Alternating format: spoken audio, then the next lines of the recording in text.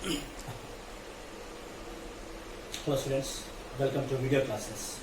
I hope after a long back we met again. So do you remember what we have discussed in the last class?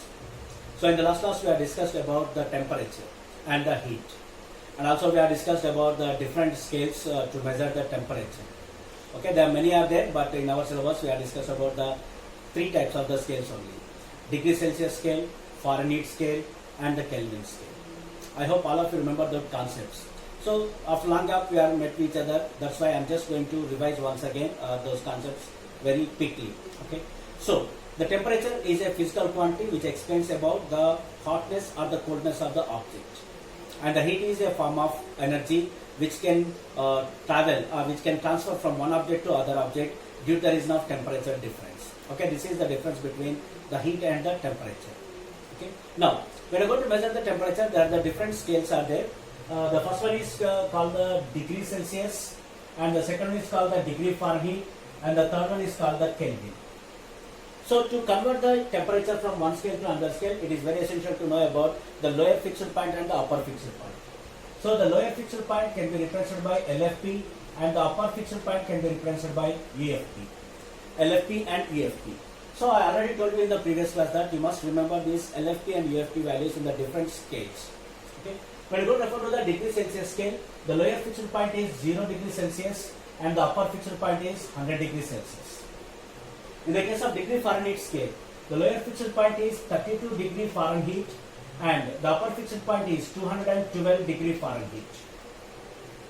When you go refer to the Kelvin scale, in the Kelvin scale the lower fixed point is 273 and the upper fixed point is 373. These are the values we are going to represent. It is 273 kelvins and it is 373 kelvins. These are the lower fixed point and the upper fixed point in the two different cases will be. And after that we are going to be discussing about the conversion. If you want to convert the temperature from one scale to another scale, we need the relation. What the relation is? Degree Celsius minus lower fixed point by upper fixed point minus lower fixed point will be equals to constant. Based on that relation, we can write down that the relation between degree Celsius, Fahrenheit and the Kelvin. Degree Celsius means what you can write? You can write as C minus 0 by 100 is equals to, for degree Fahrenheit what you can write? F minus 32 by 212 minus 32. Okay, it will becomes 180 is equals to, it will becomes K minus 273. K minus 273 by 100. This is the relation to convert the temperature from one scale to another scale, and all of you must remember this relation, which is very important to convert the temperature from one scale to another scale. I hope in the last class we have solved the problems also based on this concept. If the temperature is given Celsius scale, we can convert into Fahrenheit scale. If the temperature is given in Kelvin scale, if you want to convert into Fahrenheit scale, you are going to use these two relations. Okay, so this is the topics we are discussing in the last class. And there is one more important concept is there, which is important for even competitive part also. That is, they will ask you that what is the common temperature in both the degree Celsius and the Fahrenheit scale.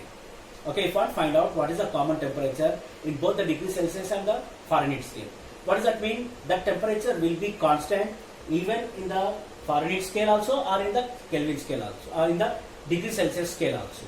So how can we find out that? So to find out that, that is a very important part for the competitive part also. Let us see how we are going to solve this. So in the problem itself is clearly mentioned that the temperature is constant in both degree Celsius and the Fahrenheit scale. That means what you can write, degree Celsius is equals to degree Fahrenheit is equals to what you can write? You can write X. Because in the Celsius scale, in the Fahrenheit scale, the temperature remains same, and that you are going to be called as X. Now we can take the relation between the degree Celsius and the Fahrenheit scale. Degree Celsius means what you can write? Degree Celsius by 100 is equals to degree Fahrenheit minus 32 by 180. Now, how we are going to solve it? What you are going to do? At the place of degree Celsius, what you can write? X. At the place of degree Fahrenheit also, what you can write? X. So what happens here? That implies it can be written as X by 100 is equals to, it is also X minus 32 by 180. What is the term cancelled here? 0, 0 will be cancelled. Take the cross multiplication. If I take the cross multiplication, it will becomes 18 into X is equals to, it will becomes 10X plus into minus minus, it will becomes 320. but we need to find out the x value. So bring the 10x towards the left side. Then what happened? 18x minus 10x. So it is 18x minus 10x is equals to minus 320. 18x minus 10x. How much will be? 8x is equals to minus 320. That implies x is equals to, what I can write? Minus 320 by 8. 320 by 8. How much you going to get? If you are going to cancel it, it is going to get 40. So that means x is equals to minus 40 degree Celsius. This is the value you need to remember, which is very important even for competitive part also. Okay. The common temperature in both degree Celsius and the Kelvin scale is x is equals to minus 40 degrees Celsius. So the minus 40 degrees Celsius, if you are going to measure in degree Celsius, it is minus 40. Even you are going to measure in degree Fahrenheit also, it will be minus 40 itself. That means minus 40 degrees Celsius is equals to minus 40 Fahrenheit degrees itself. Okay. This problem is very important. You must calculate it. Okay. Remember the formula. For this case, what you are going to take? Degree Celsius is equals to degree Fahrenheit. And how much you are going to take? You are going to take it as a x itself. Okay. So this is a problem which is very, very important.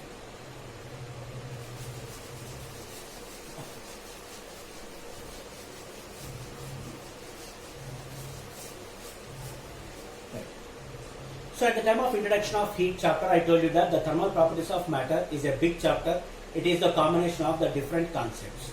Out of the first concept we have completed, which is the temperature.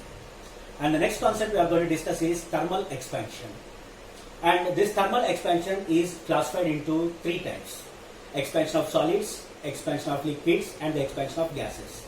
Why this thermal expansion is divided into three topics? Because the matter is exist in the three forms.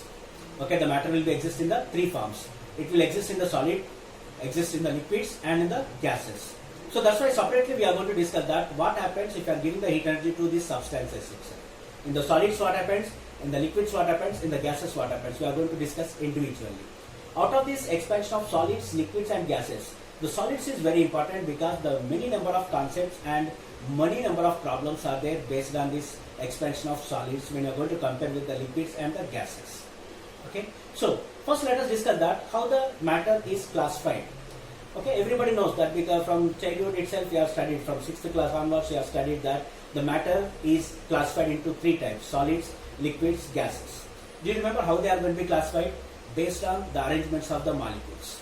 Okay, based on the arrangements of the molecules, and the attraction force between the molecules also plays an important role to classify the matter. So every matter is going to be classified into three types: solids, liquids and gases. Let us say them. First we are going to discuss about the solids. In the case of solids, we are saying this is the solids we are taking here. In the solids what happened, all the molecules are very close to each other. They are in contact. There is no space will be there, and the attraction force will be very maximum. Okay, like this the molecules are going to be arranged here. This is in the case of solids. Okay, in the case of solids, the molecules are very tightly bonded and the attraction force will be very maximum. Due to that reason, the solids will have particular shape and particular value. Next, when I go to refer to the liquids, here, this is the liquids. In the liquids what happened, the molecules are little bit far from each other and the attraction force is little less when you are going to compare with the solids. This is in the case of liquids. Okay, this is in the case of liquids. So the attraction force is a little bit less. That's why there is no particular shape for the liquids. Is there any particular shape is there? No. Whatever the container you are taking, the liquid is going to possess the same shape of the container itself. So there is no particular shape, but the particular volume will be there in the case of liquids. Next we are going to discuss about the gases. When we are going to refer to the gases, what happened? The molecules are very far from each other when you are going to refer to the liquids also. This is in the case of gases. The molecules are very far from each other and the attraction force is very less when you are going to compare with the liquids and the solids.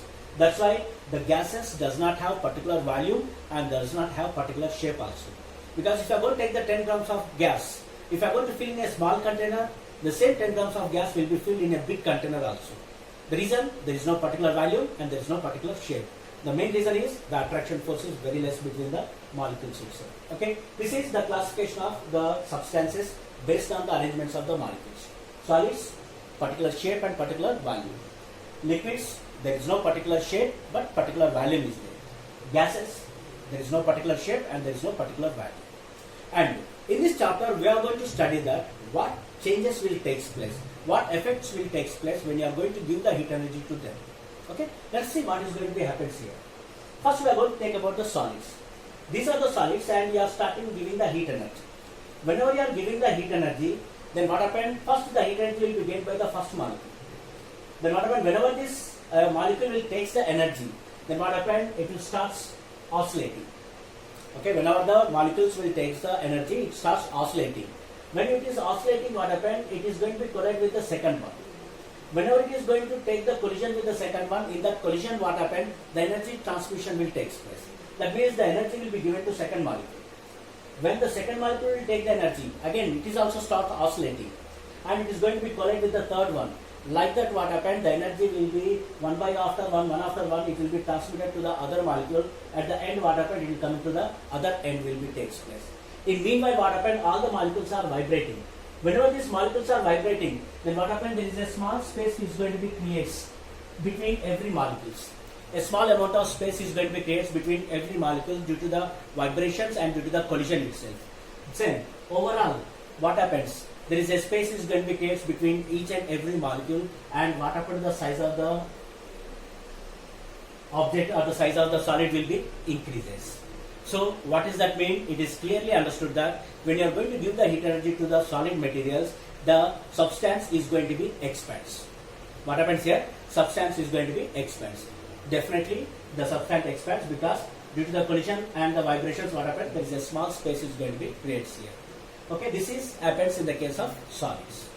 Next, when you are going to refer to the liquids, when you are giving the heat energy to the liquids, then what happens? This molecule is gaining the energy and it is moving or oscillating very fast, and it is going to be collide with the second molecule. Here the attraction force is very less. Due to that reason, what happened? After collision, this molecule will travel for long distance, and again it is going to be collide with here. So that means what happens here? These molecules will travel for the long distance. When they are traveling for the long distance, what happens in the case of liquids also, the expansion will be takes place, but the expansion of the liquid is greater than the solids. What is the reason that the liquids will expand more? The reason is, in the case of solids, the attraction force is very maximum. That's why these molecules does not allow the other molecule to travel more distance. So that's why what happens here, the expansion is very less. But here, the attraction force is less. That's why after collision, what happens? The molecules will travel for the long distance. That's why the expansion of the liquids is greater than the solids. This concept you need to remember. Next, when I go to refer to the gases. When I go to refer to the gases here, in the case of gases, the attraction force are very less. And whenever you are giving the heat energy, by taking that heat energy, what happens? These molecules will going to travel and is going to heat the other molecule. After collision, what happens? Due to the less attraction force, the molecules will travel for the long distance. That's why the expansion will be very maximum when you are going to compare with the liquids and the solids. Okay, this type of changes will be takes place when you are giving the heat energy to the three types of the substances: solids, liquids and gases. I hope by using this explanation you can clearly understood that which substance will expand more. Okay, if you are giving the heat energy, which substance will expand more? The gases will expand more. After that, the liquids will expand, and very less the solids. Okay, so this order is very important to remember itself. Okay, when you are giving the heat energy, solids will expand less, liquids will expand more than solids, and the gases will expand more than liquids and the solids itself. And now we are going to discuss individually about these expansions itself. What is the expansion of the solids, and what is the expansion of the liquids, and what is the gases itself. So this chapter is very important. I already told you that there is a lot of real life applications are there. So in this chapter, what we are going to discuss is, if you are giving the heat energy, how the substances are expands, and how many type of expansions are there, and what are the applications in our real life, and what are the formulas are there, what are the concepts are involved in this concept, we are going to discuss here. Okay, first we are going to start with the expansion of solids.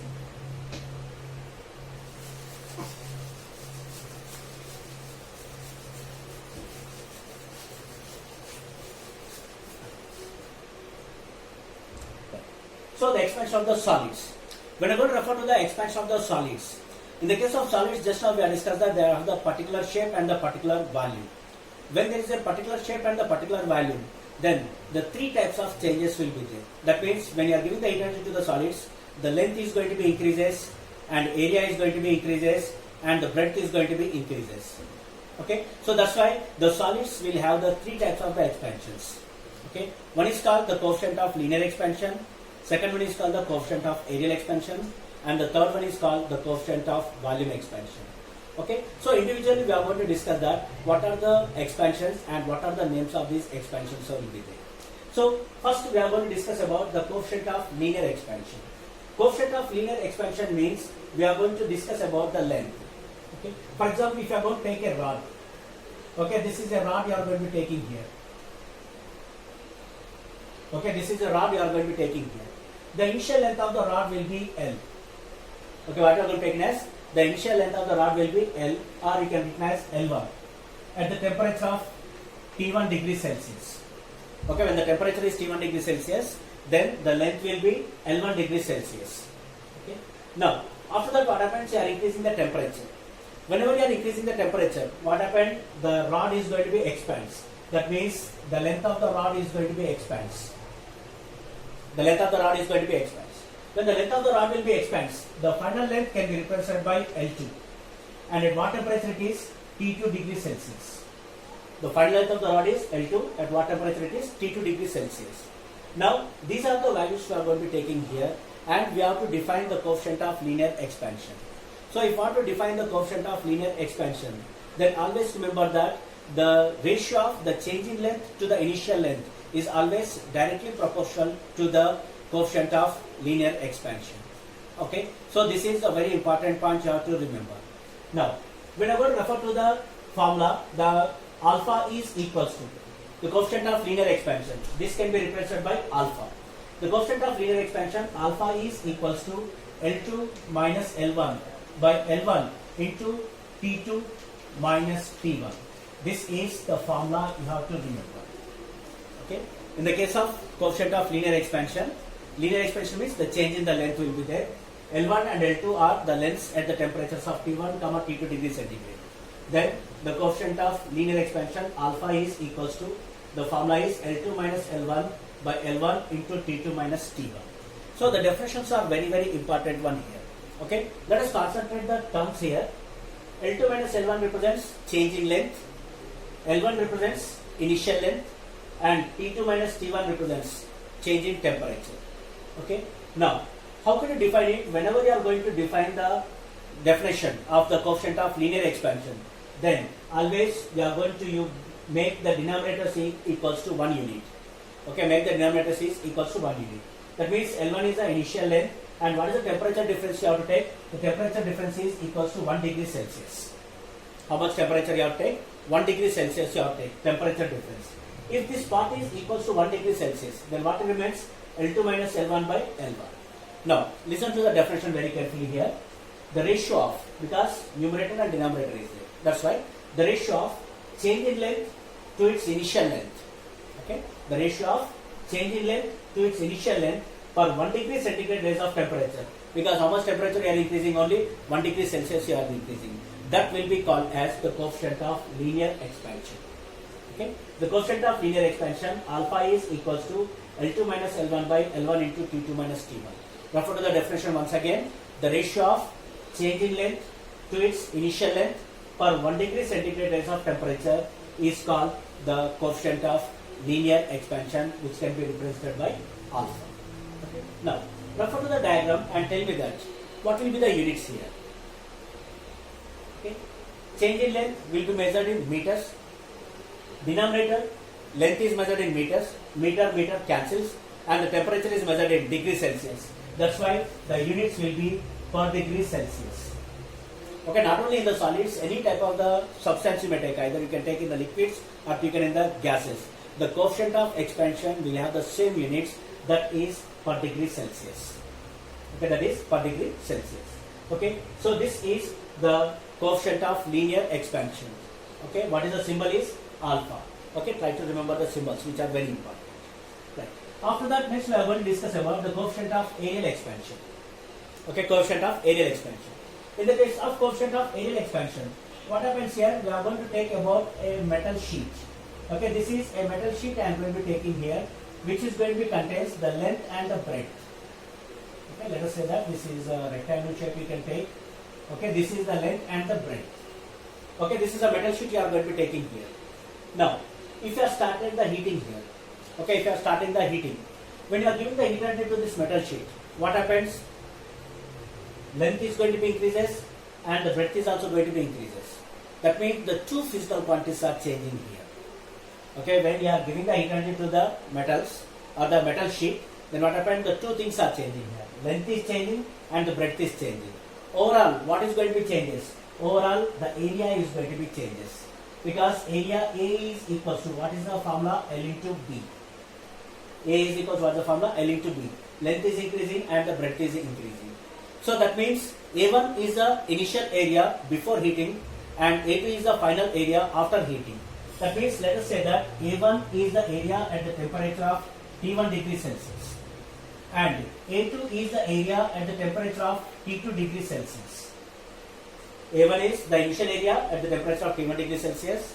When this metal sheet is heated up to T2 degree Celsius, the final area A2 is equals to T2 degree Celsius. Now, the coefficient of aerial expansion can be represented by beta. The coefficient of aerial expansion can be represented by beta. Can you tell me what is the formula of beta based on this equation? Can you write down? As if we have write down the equation, because once you know this formula, then it will be very easy to write down for the remaining two also. So what is the change? At the place of length, you have write down the area. Because here the length is changing, here the area is changing. So what about the formula here? At the place of L2 minus L1, what you can write?